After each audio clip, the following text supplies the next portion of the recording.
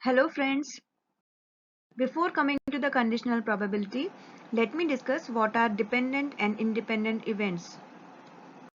So in independent events, events are not affected by any other events. So for example, tossing a coin, each toss of a coin is a perfect isolated thing, and when it did in the past, what it did in the past will not affect the current toss. अगर आपका पिछली बार head आया है तो उससे next toss पर कोई फर्क नहीं पड़ेगा. So the chance is simply 50% just like any toss of the coin. That's why the tossing a coin is an independent event. In case of dependent events, events can be affected by previous events. For example, in a bag of 2 blue and 3 red marbles. So, what are the chances of getting a blue marble?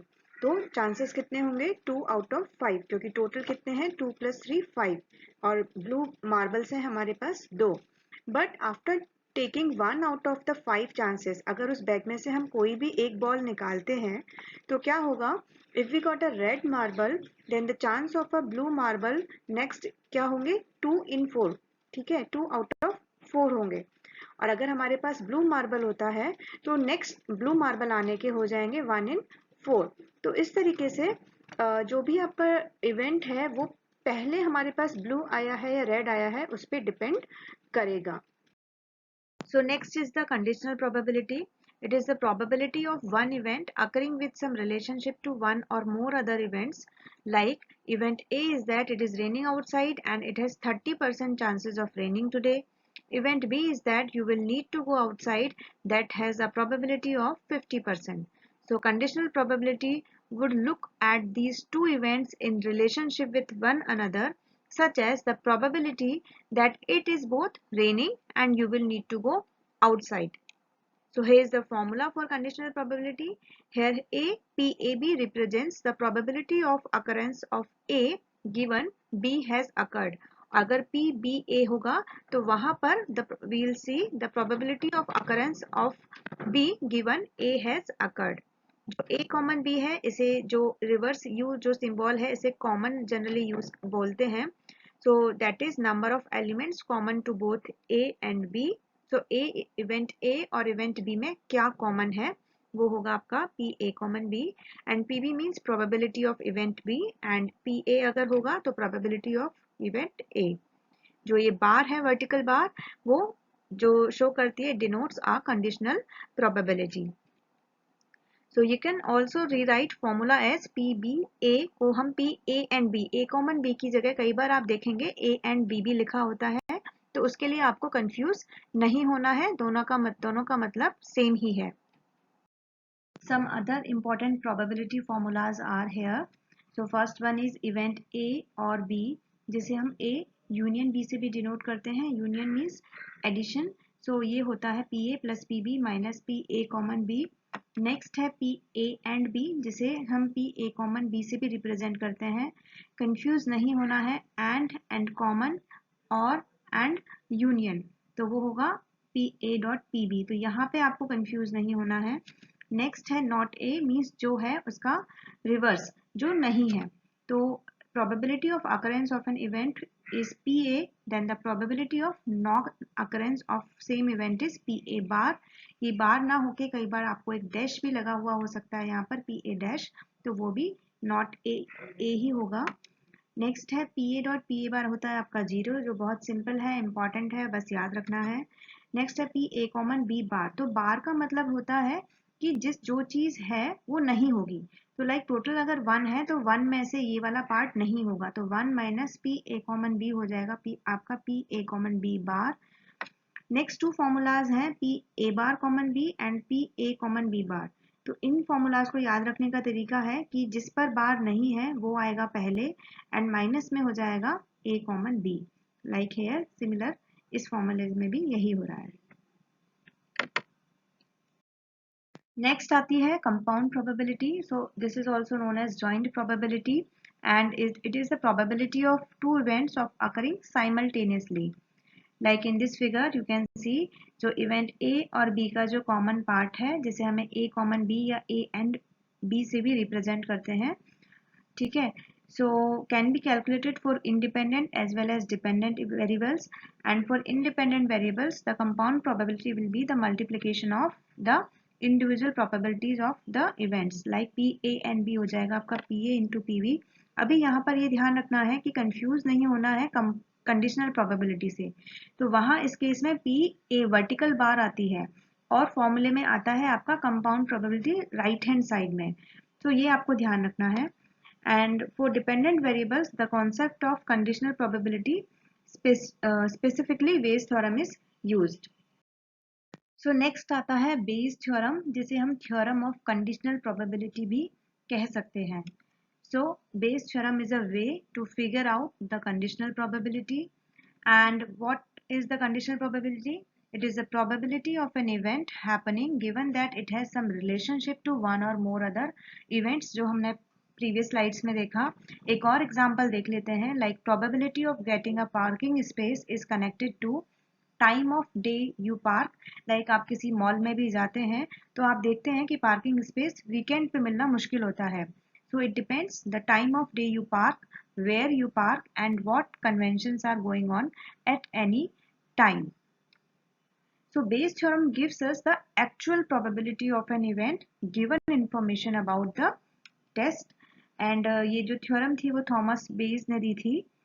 And besides statistics, Bayes theorem is commonly employed in different fields of finance also. So Bayes theorem को आगे समझने के लिए we should know the difference between the events and tests. So events are different from test. For example, there is a test for a disease, but that's separate from the event of actually having that disease. So tests are flawed.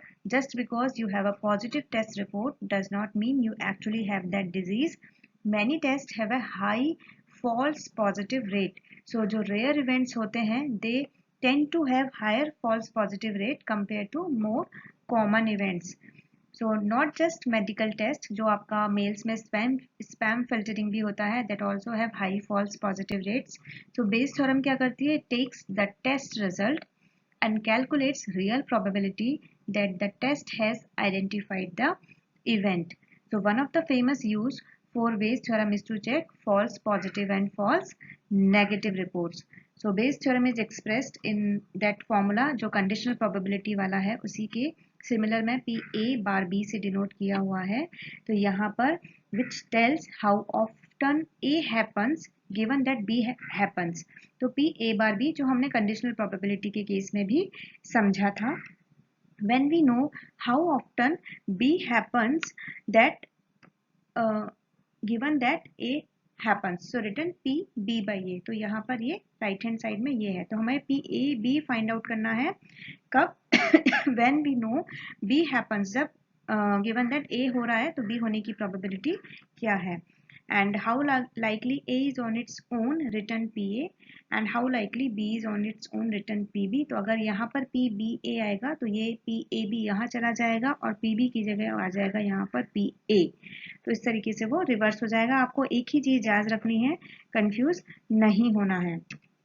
सो कैसे याद रख सकते हैं हम इस फॉर्मूले को, आपको एक चीज याद रखनी है, A B A B A, 3 बार A B A B A, तो ए बी इक्वल्स टू, यहाँ पर ये ए बी आ गया, फर्स्ट जो ए बी है इक्वल्स टू नेक्स्ट ए, इसको सेपरेट करो, फिर बी ए, ये कंडीशनल प्रोबेबिलिटी वाला स्लैश यानी नीचे वाला बी, तो A B A B A B, A B equals to A B A B A B. Okay, so in most cases we can't just put numbers into the formula, else we need to figure out what test and events are first। तो ऐसा नहीं है कि Bayes theorem में simply हमारे पास values हैं, हमने डाली और हमने कैलकुलेट कर लिया, हमें टेस्ट और इवेंट्स पता होने चाहिए।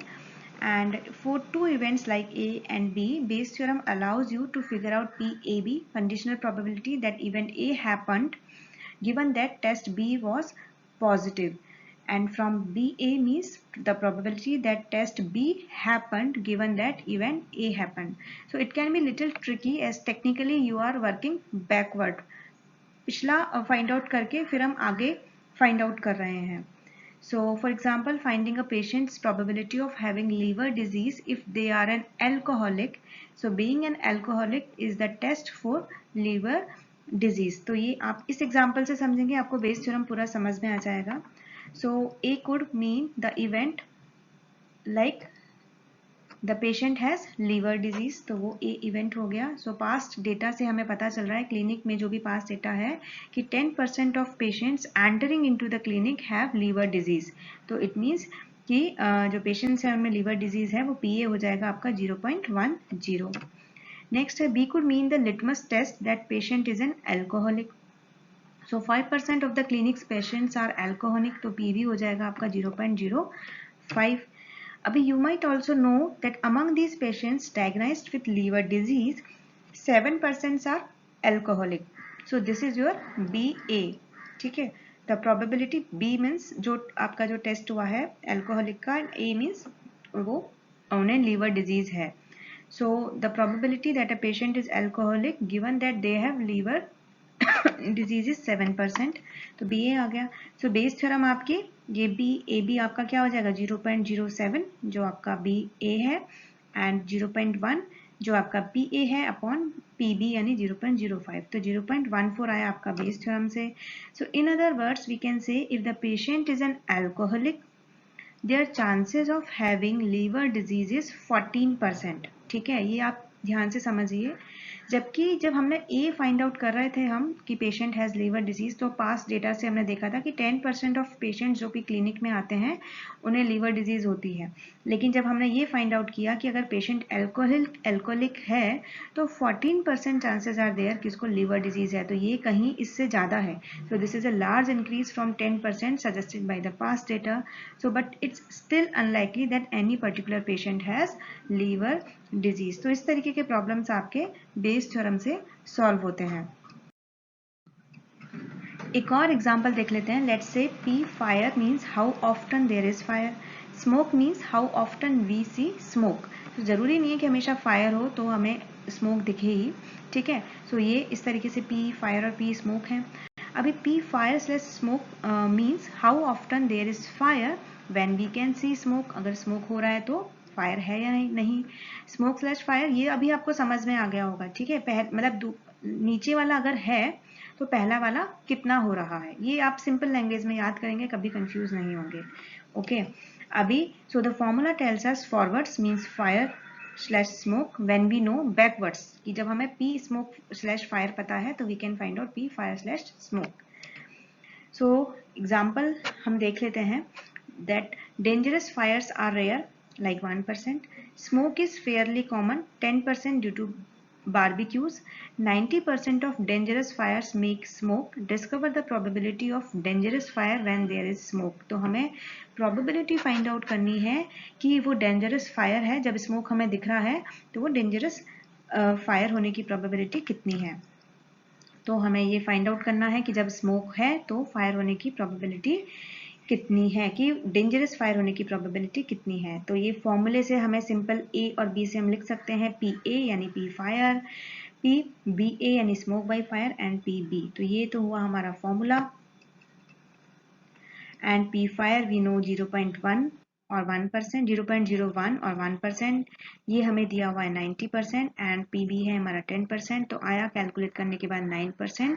सो it is still worth checking out any smoke to be sure. तो 9% चांसेस आर देयर कि अगर आपको स्मोक दिख रहा है तो वो डेंजरस फायर की वजह से भी हो सकता है. एक और एग्जाम्पल देख लेते हैं. Like types of free regular checkups यहाँ पर दिए हुए हैं. 40% diabetes, 30% blood pressure, 25% eye checkup, 23% eye checkup blood pressure and diabetes both, and 50% जिन्होंने ना डायबिटीज ना ब्लड शुगर ना आई चेकअप कराया है. इसके अलावा हमें एक और इन्फॉर्मेशन दी हुई है कि 88/100 मीन्स 88% जो है ब्लड प्रेशर है उन्होंने डायबिटीज भी चेकअप कराया है, एंड जो 70% है जिन्होंने ब्लड प्रेशर कराया है वो आई चेकअप भी कराएंगे. So what is the probability that someone who has got the eye checkup also get the blood pressure checkup? तो हमें इतना सब डेटा देख के सबसे पहले तो घबराना नहीं है. जितना ज़्यादा डेटा दिया हुआ है मीन्स प्रॉब्लम को सॉल्व करना उतना ही आसान है. तो पहले जो दिया हुआ है हम उसे लिख लेते हैं. हमने अभी फॉर्मूले की फॉर्म में लिखा. डायबिटीज के लिए हमने D डिनोट किया, दैट इज़ 40%, PD हो गया, ब्लड प्रेशर के लिए PB 30%, आई चेकअप के लिए PE 25, and diabetes and blood pressure, तो D common B is 23%, D common B union E means neither for diabetes nor for blood pressure nor for eye checkup, जिन्होंने कुछ भी नहीं कराया है। तो आप देखेंगे यहाँ पे ध्यान से, यहाँ पर मैंने डैश लगाया मीन्स जिन्होंने तीनों ही, डैश मीन्स रिवर्स नहीं कराया है, तो वो है 51% चांसेस। अगर तीनों ही कराते, नाइदर की जगह नाइदर नहीं आता, तो यहाँ पर ये डैश हट जाता। Next, who got a free blood pressure checkup will also get free diabetes checkup, तो D/B आपका 88% है एंड E/B है आपका 70%। तो ये हमें डेटा दिया हुआ है। अब हमें कैलकुलेट करना है कि जिन्हें आई चेकअप हुआ है वो ब्लड प्रेशर चेकअप भी कराएंगे, तो वो प्रोबेबिलिटी हमें फाइंड आउट करनी है। तो बेस थ्योरम से हम ये लिखेंगे B/E, तो हमें ये फॉर्मूला लिखा है, पता है हमें, वी नो द फॉर्मूला। अब हमने क्योंकि सिंपली फॉर्म में ये सारी वैल्यूज लिख ली हैं, we know the value of P, E, we know the value of PE upon B, and we know the value of PV, so directly we can put the values in the formula and we can see the probability for someone who has got eye checkup will also get blood pressure check-up.